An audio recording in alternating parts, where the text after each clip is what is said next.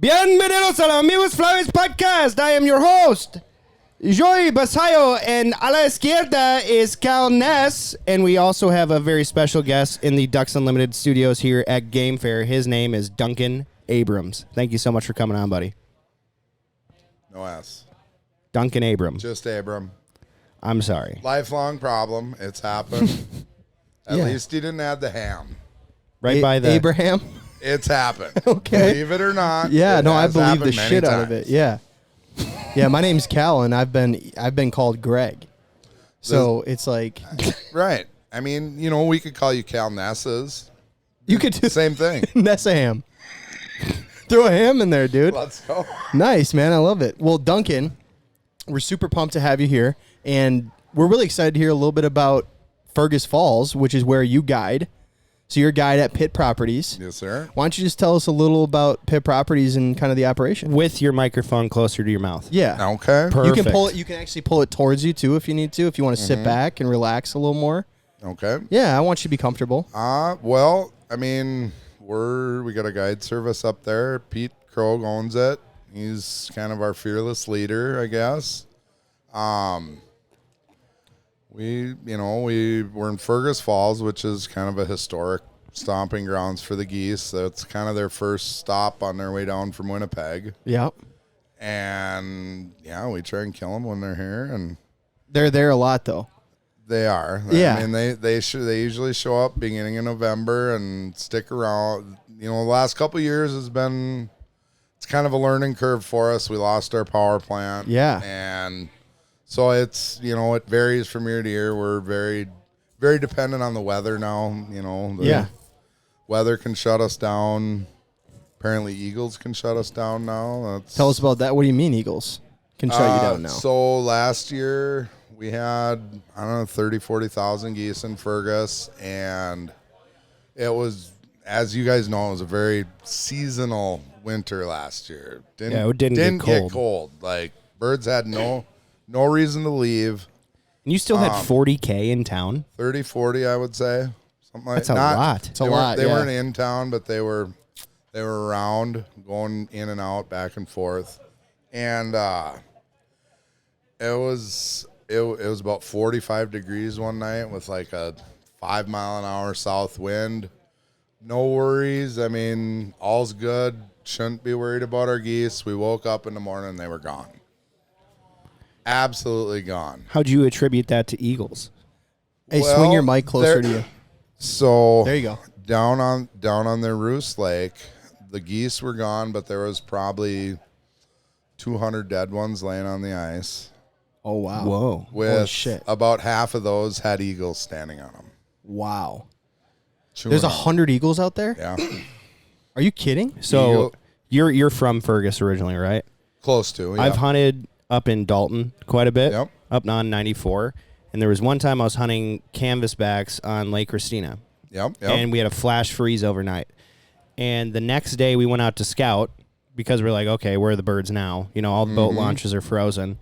And I saw a mass migration of eagles. There were hundreds standing on the ice, killing ducks. It was insane. So that's probably just a little bit west of you, northwest of you.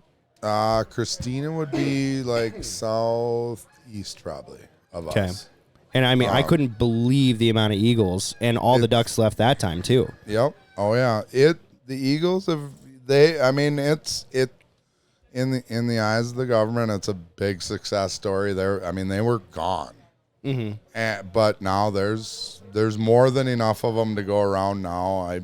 I know of a few places. I mean, I don't know of a lot of places that they get congregated like that, but in Fergus, I know they do, and in the spring snow goose hunting, we see stuff like that all the time. If you got a concentration of snows, there's gonna be a concentration of eagles nearby too. It's just wild. It's insane. It's just something that like a lot of people don't even see a lot of eagles just around the other parts of the country. Right. So it's just kind of nuts. Yep. There's 100 standing on the ice, killing a goose Yep. population. I can't say for sure, but the only thing I can come up with is, they harassed them so hard on their roost. That's generally that's going to be their safe space. Right. I'd say that's more than harassing if there was Right. 200 Right. dead ones. Yeah. dude. Right. Well, and I don't know that the Eagles killed all 200. I mean, those could have been cripples that went back and died, but 200? There's a lot of goose hunters in Fergus. there's Yeah, a no, lot I of know. goose hunters. So I I know, mean, I know. you know, it could happen. But yeah, I've never seen eagles move Canadas like that. That's crazy. Yeah. I know they push snows. I mean, we all know that. Right. They've followed that mass like you see 300-400. You know. I mean, Yeah. I've got I'm gonna farm I hunt in South Dakota. They'll get on pretty much any given time in the spring. They'll have 50, 60 of them in their yard up in their trees. Damn. Wow, that's insane. Waiting for him. Just wait. I mean, they sit and watch, see which ones don't fly, and they go eat them. That's insane. Mm-hmm. Yeah. I mean, well, an eagle's a smart bird, so they got it figured out, you know, free lunch. Yep. Absolutely. So when your power plant closed down, can you just kind of explain how that worked for the people? You know, obviously Joey and I are from here. We kind of understand how that worked, but can you just like maybe just bring that up for the people that are listening from other parts of the country? So it was a coal burning power plant, and when Obama was in office, he had his kind of clamp down on coal regulations, and Ottertail Power decided to go to solar. So they've been slowly making the switch, and back here 3 years ago, I think it was, they finally like got to the end and actually shut it down. So that was keeping water open. That 100%. We Yeah. had Warm water discharge. Right. We had a hot tub in town. Yeah. 60-degree water in the middle of January. Yeah. When it's negative 10 almost Right. every day in December Yep. in Fergus. You know, Yep. it's cold. All the other water is locked up. The river's locked Right. up unless the birds are keeping it open. I've seen it. Yep. What is that, Lake Hannah? Yeah. Or Hannah Alice. Park? Hannah Park. So Hannah Park is in the river. That's part of the river, but Hannah, you're kind of getting downriver a ways from where the power plant used to be. Power plant used to be above the levee, which I think you're familiar with. And kind of historically, the later it would get in the year, Yeah. the farther east the birds would push on the river because they're getting closer to that power plant Right. because they want that warm water. Yep. And Hannah's a little further downriver, but it's historically it's one of the two big town roosts. I mean, it's all on the river, but you've got Hannah and you've got the levee are kind of that's where you can go look at them anyway. Yeah. Right. They'll cover the whole river, but you can pull right up to them and watch them there. Yeah. My first time going up there, I was hunting with Heinz and Lausch over at Feet Down, and I'd gotten in late, and he's like, you should see how many geese are in town. Went to Hannah Park, and you can see all of them just landing in there after sunset, and it's a freaking sight to see, man. There was probably 60,000 birds there at the time, and they're all like in Hannah Park. There was like 60K, and I was like, whoa, if we don't shoot our limit tomorrow, like what in the world? And we did every day, right? You know. Yeah, I mean, when town's full, I really enjoy going to town after dark. Yeah. And you get to that about an hour after dark, they start coming back, and it does not stop until about midnight. They are loud. They're dude. so loud. Well, 60,000 of them. Yeah. I mean, there's a lot of geese there. It's 100 pack after 500 pack after 30 pack after 200 pack, get into the water as fast as they can. yeah. God. It's running into So each sick. other. oh yeah, It was So cool. It's so cool. It is really cool to watch. Yeah. Like I tell all my clients, like if you can muster the strength to go into town, Muster do the it, strength. do it, because Yeah. you don't get to see that a lot. You wear them out there, bud? Oh yeah. Yeah? I mean, we have good hunts, we have bad hunts, just like Everyone else. everybody. I Yeah. mean, 100%. Yeah. So what's your system now? So like you have all these birds in town. You guys are running pits. Yep. Tell us about some of the pits because I've seen some pictures and I know that some of them are pretty sick. Yeah. We got some. We were pretty, cooking breakfast and everything. Yeah. cool pets. Absolutely. Yeah. That's kind of a staple. You come and you get breakfast. I mean, that's in my eyes anyway. That's your typical Fergus hunt. That's what I grew up knowing from Fergus. I didn't start hunting Fergus until probably 10 years ago or so. Okay. I hunted about 20 miles away. Fergus was always kind of this unattainable, like everything's Intimidating. leased place, like, which it turned out to not necessarily be. There's a lot of leases, don't get me wrong, but you can go to Fergus and hunt if you want to. Yeah. Right. There's a lot of public land up there. You get out of town a little ways, you can still knock on a door and somebody might let you hunt. Yeah. If you're closer to town, obviously you're probably not going to get on anywhere because Everything's leased up and Yeah. has pits in it. You got that immediate circle around town, and a mile out you got another circle, and that stuff's all leased up. You're not going to knock on a door and get in a pit, but you can knock sure. on a door and go hunting for Yeah. sure, and you can be very successful. Yeah, it just kind of depends. Yep. We do the pits just because we're there. It's luxury. Oh, yeah. Of course, man.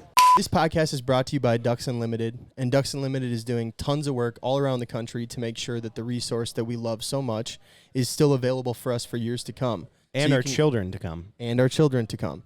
And their children, if we're going to get really serious about it. And their children. And their children's children. Oh, my God. But guys, go and get a membership. It's $35 for the year, and we need more young hunters that are invested in keeping the resource. I know when you're young, it's just you want to go out there and shoot your limit, and everybody is gung-ho on that, but you can't do that if we're not able to actually protect the resource that we have. So go to ducks.org, get your membership, $35. You're going to get some kind of gift with it too. Like, yeah, it is luxury, but more so, we don't want to be cold. Right. Yeah, it's cold there, dude. The wind, it's the wind cold, is whipping. Right. It's cold, and we Well, generally have no problem sitting there all day. And in those big open fields, it's like, why not? If someone's going to let you put a pit the in, best hide. for sure, it's the best. You can't beat the hide. Yeah. You cannot beat the hide, and you can get wherever you want to be in the field. Yeah. What are you guys throwing for numbers for decoys? And you just leave them there all year, don't you? No, we don't. We actually don't perma-spread anything. Why is that? We used to perma-spread stuff, and we can't say for sure, but pretty good chance we had a lot of decoys stolen. I think we had somebody coming in, possibly, pickup truck here, pickup truck there. Next thing you know, and it's, it's nothing you would notice. Pulled off the edge of your spread. Sure. But back then we were perma-spreading some fields at, 1,000, 1,200, 1,400 decoys. Yeah. You're not going to notice 3 dozen off the edge. That's right. You're not going to notice 35 of them. So we kind of quit doing that. We pick everything up, put it out every night. Wow. So you just do it the night before? We pick everything up at night and put everything out in the morning. Wow. So what are you throwing for spreads now then if you're doing that? It varies. We're not necessarily going to throw that big spread every day, but I feel like too that big 1,200 decoy spread doesn't have quite the same effect that it did, say, 10 years ago. Okay. And why is that? Pressure, I think. I think it's got something to do with pressure. It's 10 years ago. If you had 10 dozen full bodies, you were on top of the hill. You were king of the hill. Now, like 10 dozen full bodies isn't everybody has that, Right. Plus another 60 dozen silos. Yep. So I don't know. I feel like birds don't react as well to that big spread Because everyone day else in and is day out. Because everyone else is doing it out there. So Right. differentiating. Right. Yeah. Yeah. You want to be different, but at the same time, you can't go down to nothing either. But generally on average, I won't put out any less than 300 to 400. Yeah. Is that mostly full bodies then? All full bodies. All full bodies. I'll run skinnies if I have to, like, say in the early season, if I have to walk into a field or, but generally when we're dealing with the later Fergus geese, we're putting out all full bodies. They're smart. They're smart, and I mean, the ground's usually froze. Yeah. Right. Yeah, you're drilling into the ground to put them in. Right. So one thing we've debated quite a bit on this podcast, and I'm starting to ask every like real goose hunter that comes on, is if you see a feed of like 1,000 geese, how many decoys are you going to put out, and why? Because we've debated it. So I'm gonna put 1,000 out exactly how they were sitting in the field. Okay. No, I'm just kidding. Like, if I see 1,000 in the field if we're on the rare occasion that I get to like chase a feed up in Fergus, I mean, 200, 300, 400. I'm gonna run a trailer. So why is that? Because works. works. What's the thought process on it? Because that trailer is gonna kill them just as good as 3 trailers will. Yeah. So are you basically imitating a building spread in your mind then? So like you don't want to match what's there because then they'll be like, well, this is how many were here already. No, I wouldn't say that. I mean, I think I could match their spread and do just fine. Yeah. But I don't think I need to. Okay. I can put that 300-400 out and I mean, I've done it. I've done it enough times to see the difference. I've done it both ways, and I just don't see a difference between 1,000 and 300. Yeah. Sure. The birds don't react any better. About the only difference you're going to get in reaction is if you have that huge, massive spread out, you're going to have more geese shortstop you. Yeah. They're going to land in the spread. They're going to decoy great, but they're going to be 100 yards away. Yeah. And, that's just... Not ideal. No. Not ideal for killing geese. No, it's not. Yeah. So I think that smaller spread in that scenario, I think works better and you can kill more. It's really funny to think of like a 300 bird spread as a smaller spread. Right. But you're right. When you talk about like 10 years ago, 120 was a lot. Yeah. Like I remember when I first started hunting, what was that? I guess 12 years ago. When we first started hunting together, dude, when we were like talking about building a goose spread, we were like, yeah, if we could have 100 full bodies, that'd be great. Mm-hmm. Yeah. Yeah. And not that you can't kill geese with 100 full bodies, because you can. But now it's like, being able to. But you're not, like, back then that was huge. Like, you It's were a big deal, dude. You were the big dog in town if you had 10 dozen full bodies. Yeah. I mean, and now, like, that's pretty standard. Yeah. Yeah, between You two guys. You don't barely start until you have 10 dozen full bodies now. I mean, Right. Yeah, between two buddies, they for sure have 100 full bodies. Easy. Oh, yeah. Easy. Yeah, we'll have like dudes come up and talk to us now that are like, yeah, I just bought another 60 full bodies, and you're like, well, how many do you have? I got 30 dozen. I got 33 dozen now. You're like, I'm like, holy shit! And Yep. the guy didn't Casual even hunter. have didn't even have a trailer. Yep. Right. Casual hunter Yep. got 30 dozen full bodies. Now I got to get a trailer. insane. I'm like, yeah, you're gonna need a big trailer, A dude. big one. You're going to want a 20-footer. You're gonna want that giant trailer right over there. Do you guys have a TV in one of the pits? I thought I saw a yeah, TV in there. Yeah, there's been TVs in and out of our pits. 'Kay. You're underground, so Moisture, moisture is condensation, an issue. super cold outside, hot Condensation inside. Right. And then now I guess now it's not as big of an issue, so we're kind of getting back to having TVs in them, kind of, because you can stream anything. For sure. Where like when we started, streaming wasn't You were quite putting a thing DVDs yet. on? Well, I mean, we didn't put DVDs in, but we'd have like a Roku or something, but it was corded and you had to run it out a hole and up and out. Yeah. It was a nightmare. Not worth it. Now it's, I mean, simple. Yeah. Getting power in there, all that stuff is so well, easy. I mean, we've always had power. Okay. So that's then, never been an issue, but no big deal. right. But the streaming now where you can anything you want to watch is at your fingertips. Live now. TV. Right. Yeah. So we're kind of getting back into putting some TVs in some pits, and Yeah. Which you're pumped about. and it's not bad. I mean, Big It's TV cool, guy. man. I mean, it's good because on a slow day, if you can That's the sit and thing. watch like Shane The Vikings Gillis game or or- the Vikes or something, It's not bad. It's great. I bet the clients love it. You know, if Oh, there's yeah. not geese and you can have breakfast and watch the Vikings game, you're Yep. like, all right, Oh yeah. Yep. it's a big deal. Mm-hmm. Yeah, which I wanted to kind of bring up something that a lot of people, I've heard from a lot of people, which is that you're a very requested guide.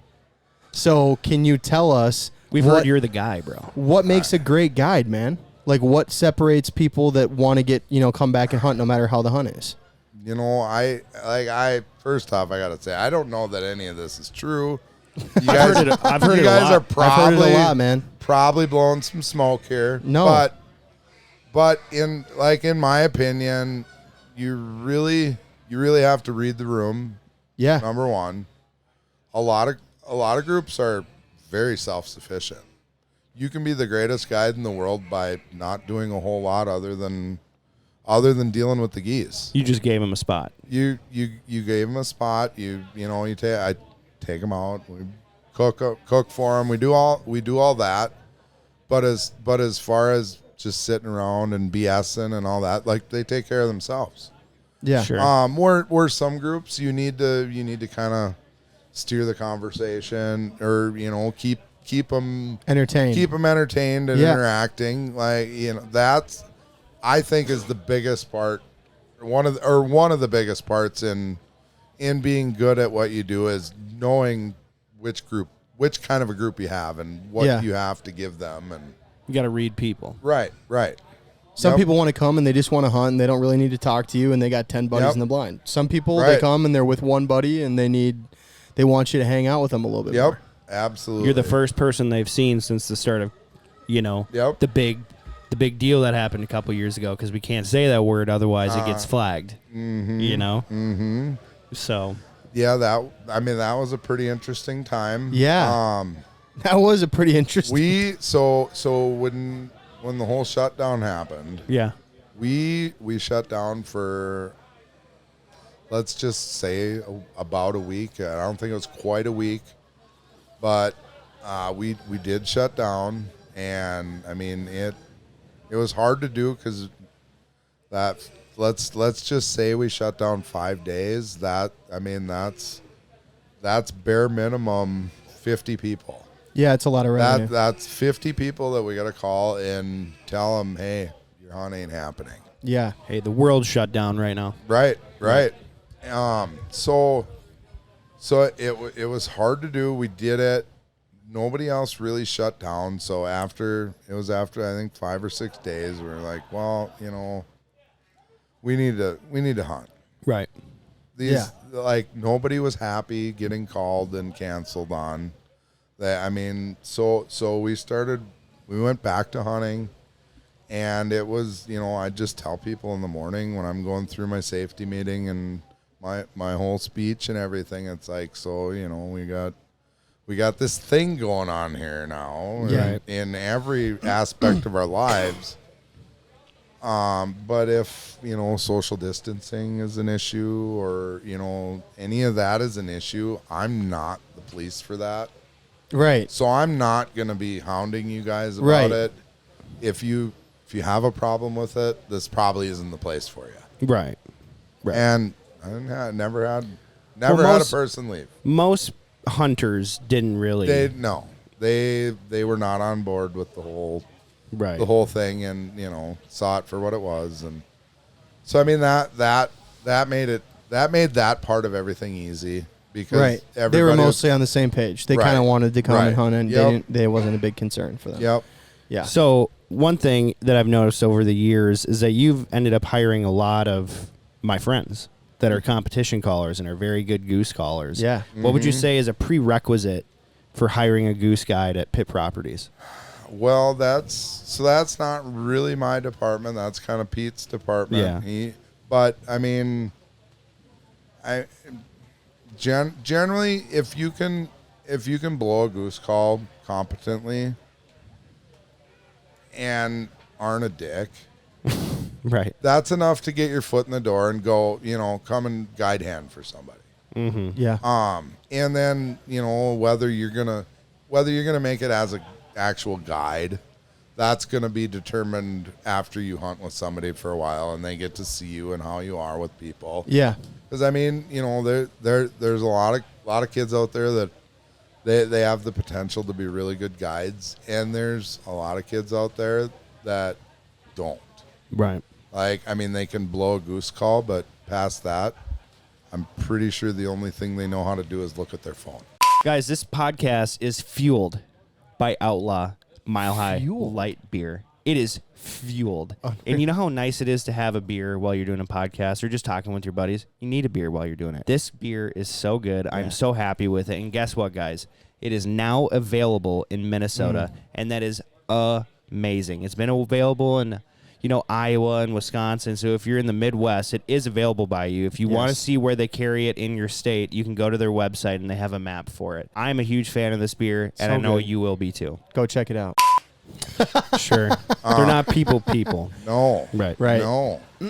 It's that younger generation that can't get their face off the screen for 10 seconds. And I mean, we're all guilty of it. Of course. We can all... There's no shortage of things to look at on the thing, obviously. But, for sure. But you have to be able to tell, like, when's an appropriate time to do that? Is this the time to be on my phone when I've got 6 customers that are asking me questions? Probably not. You should probably put that phone down, bud, don't you think? Like, yeah. And like those guys, they weed themselves out pretty fast. Yeah. For sure. Which is nice. What would you say? How long have you been guiding? I guess is probably a better way to start this. So I started like guiding in 2010. Okay. So 14 years, and that was kind of I started out doing it for myself. I had a small list of personal clients that would call me, and I'd just take them hunting around home or wherever. Yeah. And I did that for a few years, and kind of Pete, we ended up putting the city pit in. Yeah. And it just, that first year it was such a hit. I mean, we didn't necessarily kill a lot of geese out of it. I think the first year at the city pit, we shot, I want to say 98 geese. Oh, wow. All season. That's wow. All season. Not in a hunt, in a season. Yeah. But we had so much fun. Yeah. The city pit is the one with stairs and. Well, they all have stairs. Okay. But the city pit is that's kind of the first one. That was our first big pit. Where we had a stove in it, and so did you know actual oven? And yeah. Did you know Pete before he built that pit? Then I'm assuming. Yeah. Okay. Yep. Yeah. We'd been hunting together for a few years at that point, and that's kind of how we met each other, was through goose hunting. Yeah. We started hunting together a lot, and just grew to be great friends. Yep. And so we had that first year at the city that was pretty lackluster. I mean, as far as goose hunting goes. Yeah. But we had so much fun doing it. And the clients had fun. We didn't have clients. No clients. Year. Okay. No clients that year. That was all.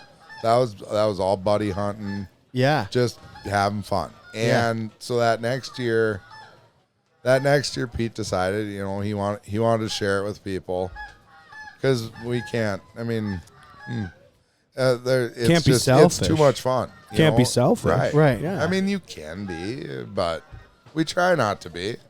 No, we have so much fun doing it that it's like, well, we need to kind of share this with other people. They need to see about this. Yeah. Because it was, when the city pit was built, you didn't have all these big pits around. Like, that was kind of new. The first one in Minnesota, as far as I know.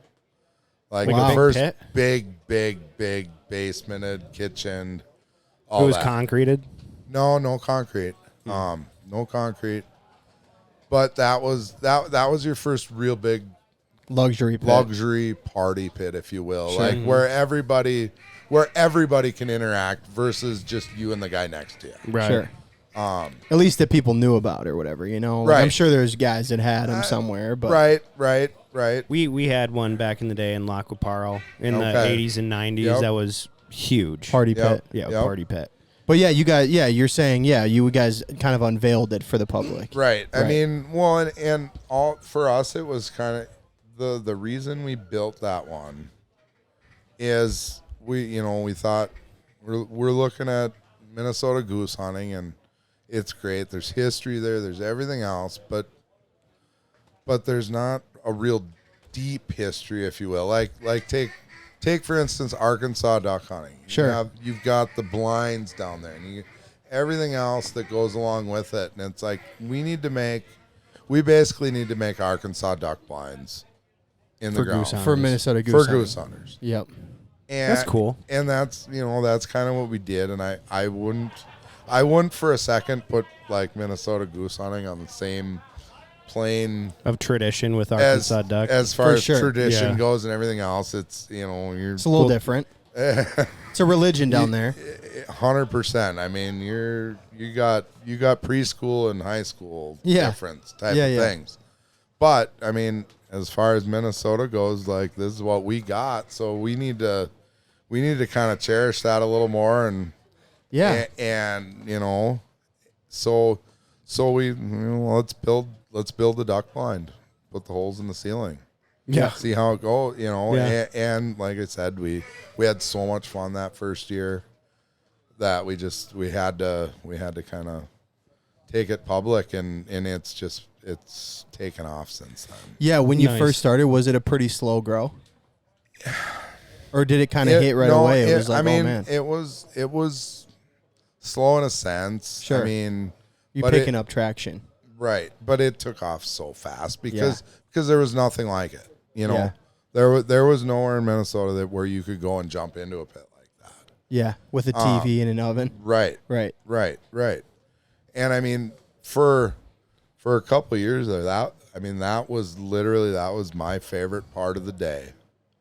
Was I'd bring my customers up, and I would bust ass down into the pit so I could be there so I could see their face when they walked in. Yeah.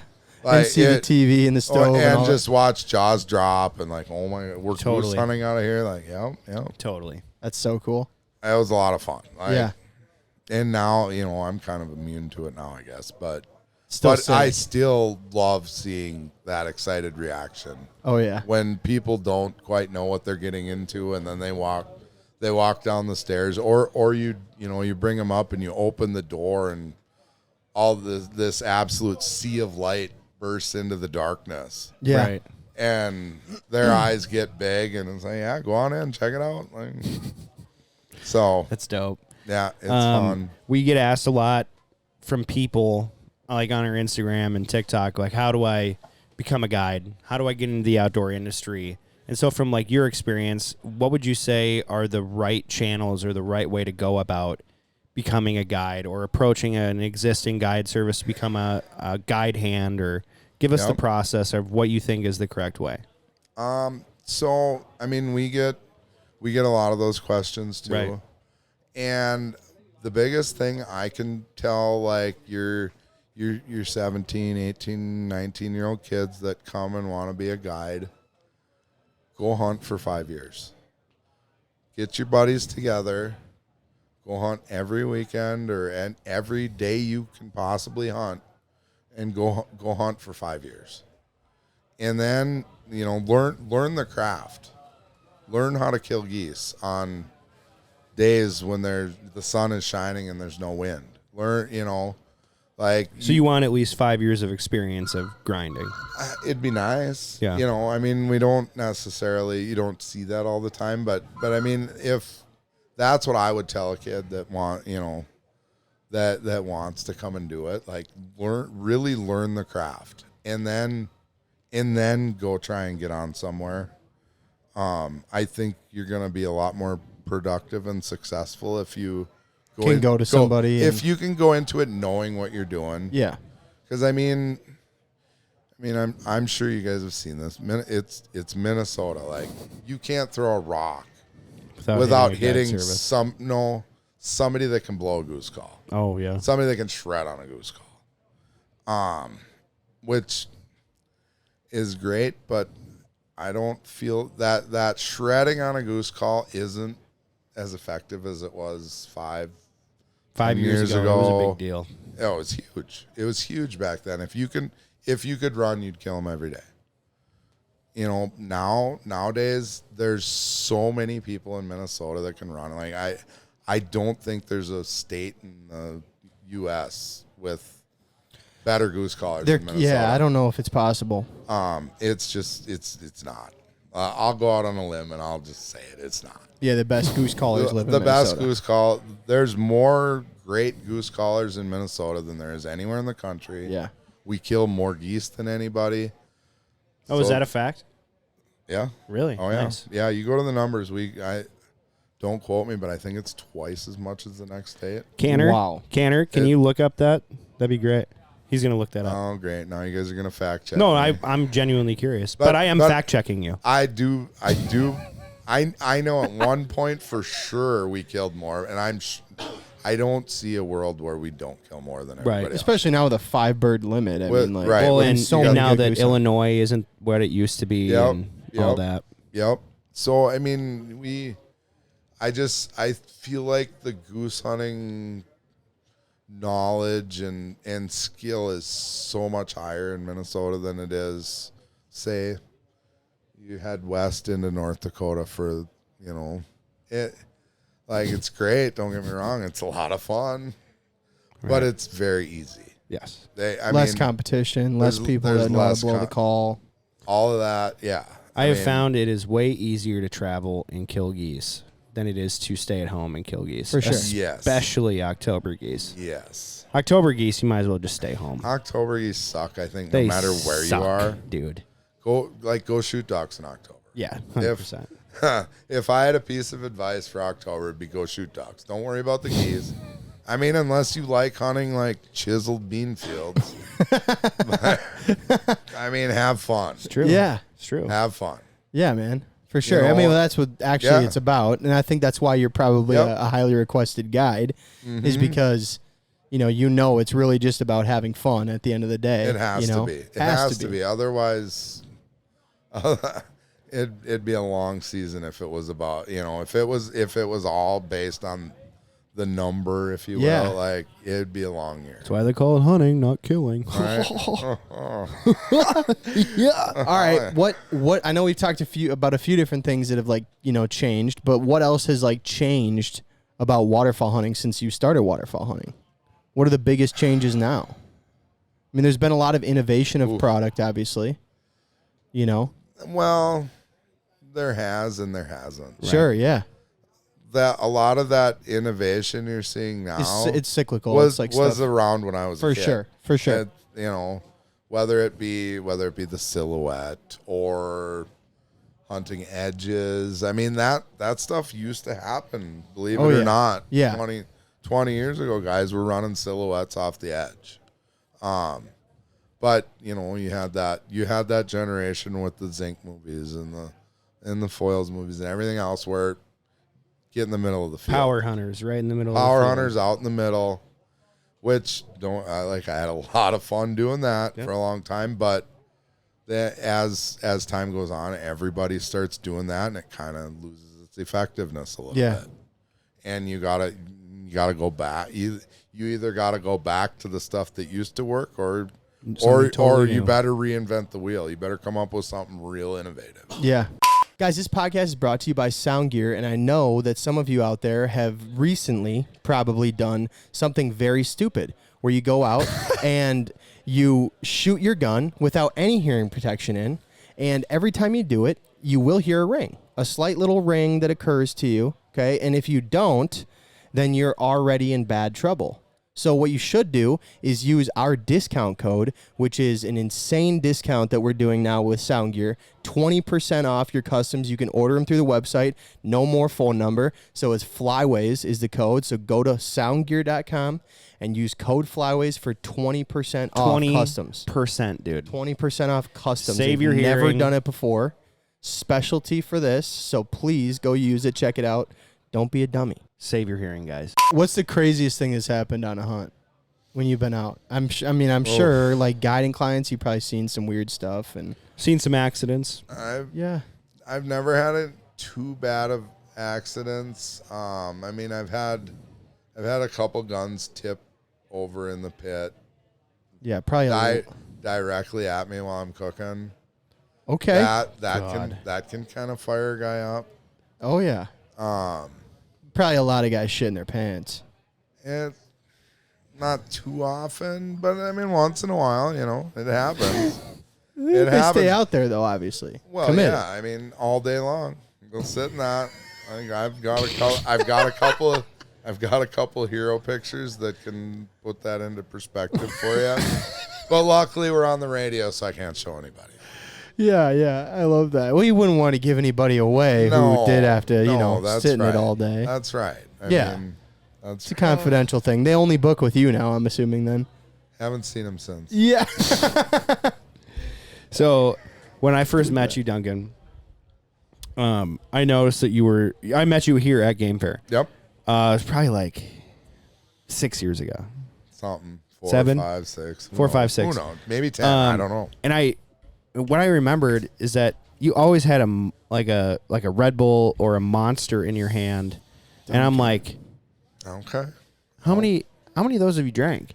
And you were like, 10. Remember that one year you had that cooler you just walked around with that just had Red Bull in it? Yeah. You still doing that? Nah, you still drinking that much not caffeine? like that. Maybe. Do you have heart palpitations? No. Are you serious? Oh, my ticker is on Solid. fire.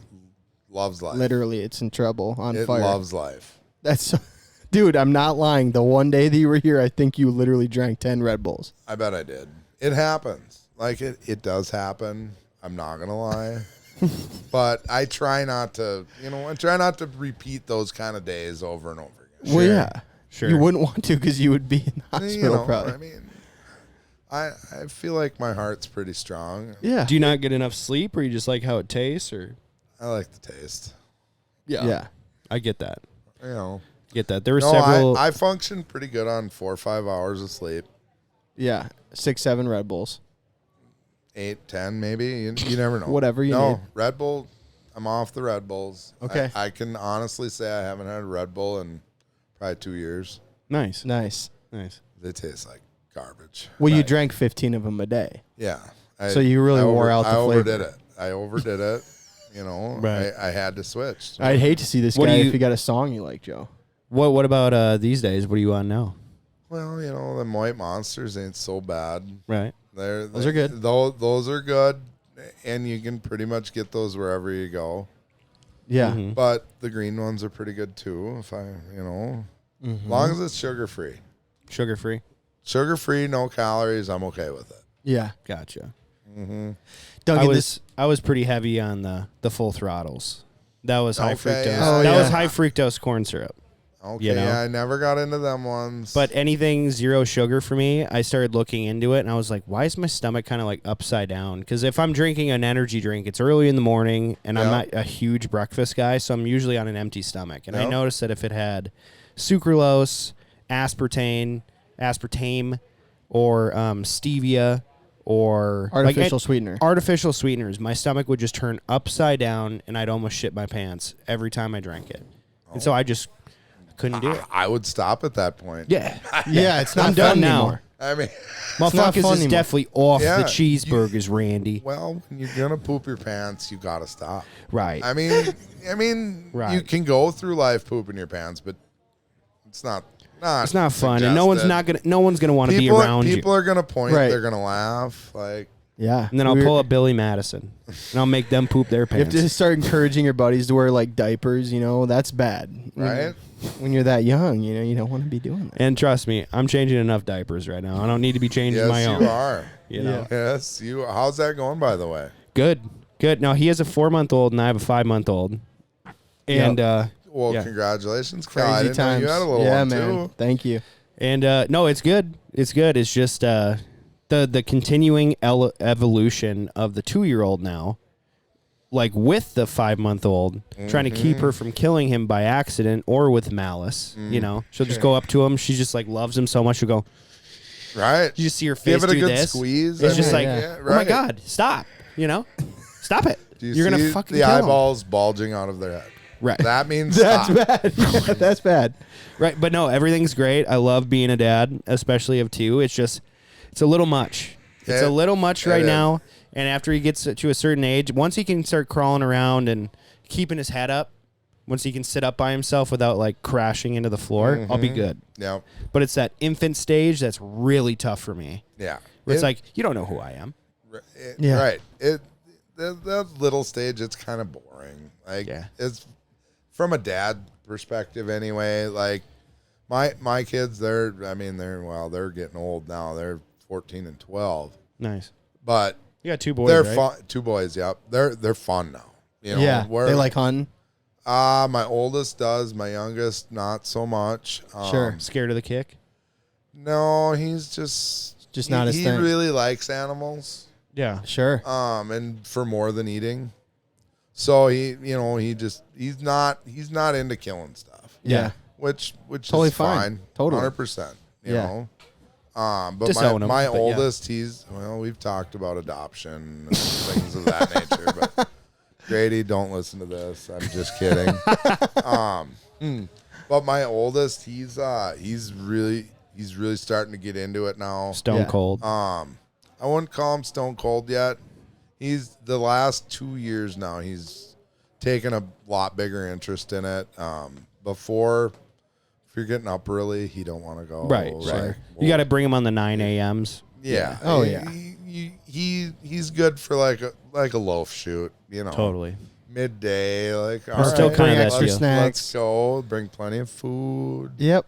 But Make it fun. this year he's really dove in this year, and we got him out. We got him out turkey hunting. Got him his first turkey. That was pretty That's cool. awesome. Nice. Like he was pretty stoked about that. And I get to watch kind of the bug bite him, Yeah. if you will, Oh, yeah. versus I mean, as great as it would be if he was immersed in it from the time he was 2 or 3, like would have been cool too. But I get to kind of like in this format, if you will, like I get to watch him grow that love affair with waterfowl, which is really cool in my eyes, because I didn't know if they were gonna like it at all. For a while they could have cared less. Yeah. But Check out my screensaver. It's my daughter holding snow geese. And dude, like we killed like 80 something snow geese, and I brought 50 home with me. And so I'm cleaning them at the lodge, and I'm like cutting them up, throwing that one there, cutting them up, throwing them right there. And I see my daughter picking up every individual snow goose and going, cock, cock, cock, cock, da, da, cock, cock, cock, cock, da, da. Is it goose? Is it goose? And then she goes over there, puts it over there, and she goes and grabs the other 8 that are dead. And she's just carrying them around there as heavy as her, and it was just the most adorable thing. So hopefully she has the bug. I think she does. Yep. Because every time, all my clothing has some sort of a duck or a goose on it, and she goes, "It's duck." Every time I come up next to her. That's awesome. You'd be like, "Hey, can you do this?" And she knows what you're asking her to do, but she's trying to divert. Yep. She goes, "That duck?" I go, "Yeah, no, get the fuck over there, What are we talking about here? Stop pointing out the duck and listen to daddy, That's awesome. Love her, but Yeah. she's too smart for her age already. Yeah. Well, Daddy, I don't want to do that, so let's talk about something else. Like, damn it, dude, you're 2. You're 2. You're not supposed to talk about anything, really. Right. Yeah. Duncan, this podcast is all sponsored by Onyx.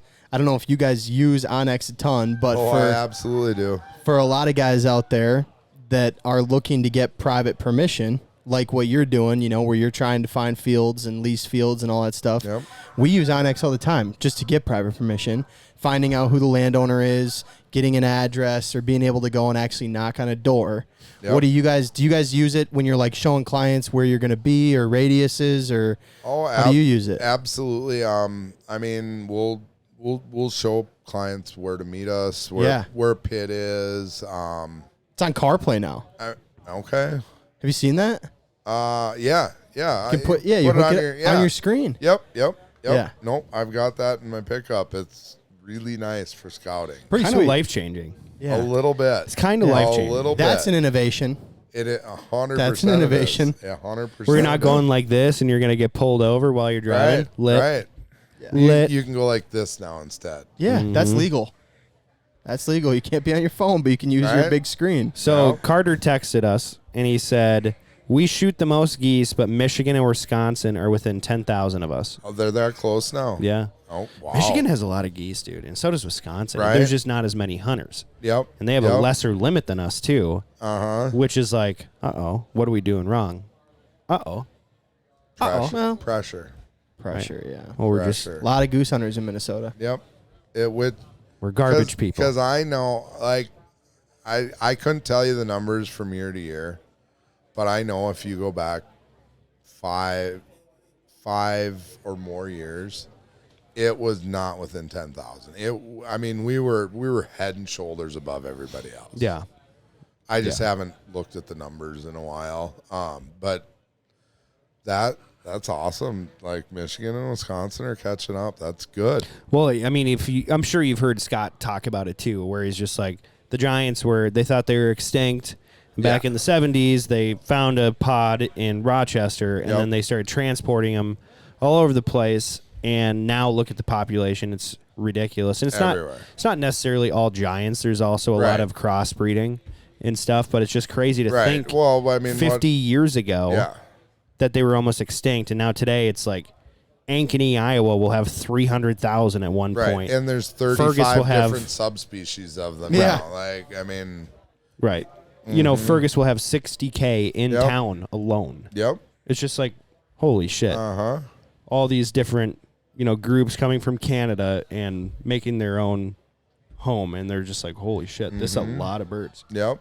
And I mean, it's crazy to think about how many don't even actually make it down to us. I know. Especially last year. Did you see in like January, there was a feed of 250K in Saskatchewan in a field.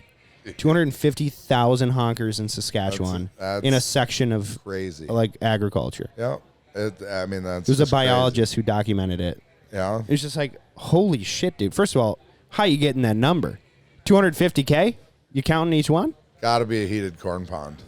No, it was in a freaking it was in a freaking cornfield. Heated corn pond.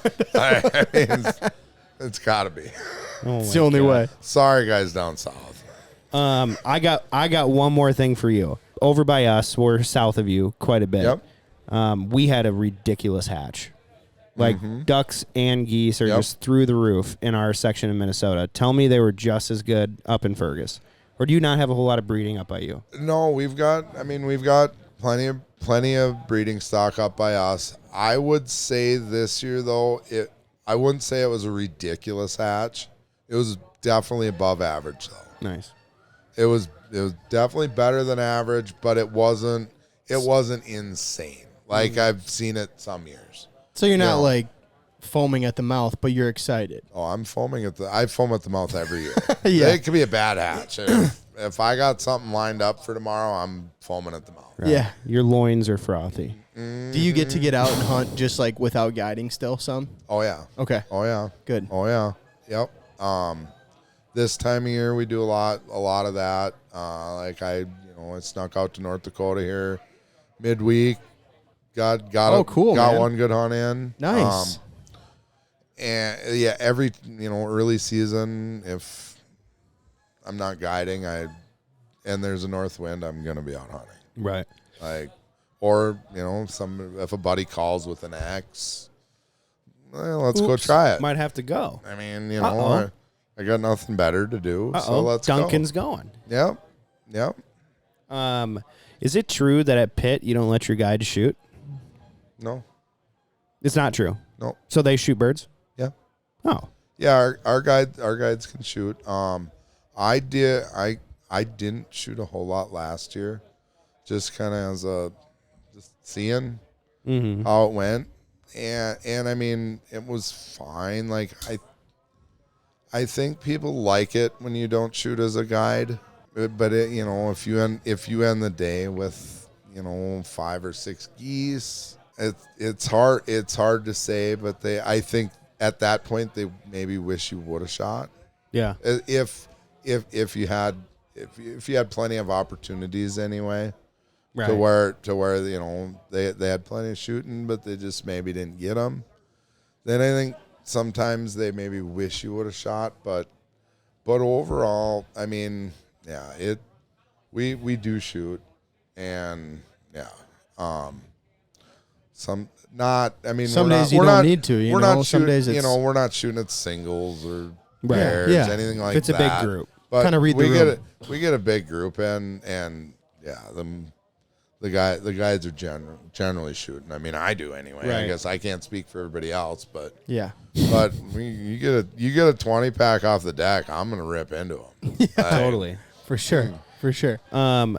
So you guys shoot a lot of bands up in Fergus, or you have in the past for sure. Oh, I yeah. mean, Oh, yeah. Fergus is a mecca for It's- those Winnipeg rivet bands. First stop, You know, Yep. so when you guys are guiding clients, what have you found is the most effective and least maddening way to decide who got the band? Like, what's Oof. your strategy draw. of doing that? Let them draw Draw. for it. But like, how are you drawing? Whether it's a shell and a hat or any random number generators have Oh, been nice. used. There you go. There you go. That's what I've always told Joey. Joey's always like, what's the best way to do it? I mean, I've pushed for it a lot of times. I've never seen it happen, but I've always thought a fight to the death would be fun. Find out who really wants the band. Right. I mean, how committed are you to this thing? Yeah. I like that. Oh But- my God. Nobody's ever jumped on that. No one's one. been willing to do that No, yet? no. We've got some swords in the truck, guys. That's right. Yeah. And if that's not good enough, we have guns. You just see. We you could see- do a duel. I mean, Yeah, two guys walking with shotguns. They have to Right. turn around and, Wild West style. no worries, officer. We just shot a band. We're seeing who gets it. This is all, they're willing to do this. Waivers have been signed. Right. Anything goes. Right.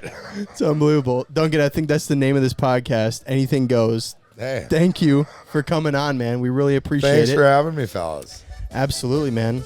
We like to play this, tune for you as you leave so that when you leave here, you're not angry, not upset. well, You're in a good mood and can't be mad listening to this. If you can't polka, like you need help. Oh, but Yeah, this is it Spanish. makes me happy. But this is Spanish Spanish music polka. is basically polka. It is. Oh. Yeah. Oh, Very Listen, Spanish. listen to the 12-string guitar. I hear it now. Now that you say it, I hear it. Oh. No doubt now. Yo soy el camaleón. Awesome, man. Takes me back to my cooking days. Perfect. Hey, Duncan, one more thing before we head this off.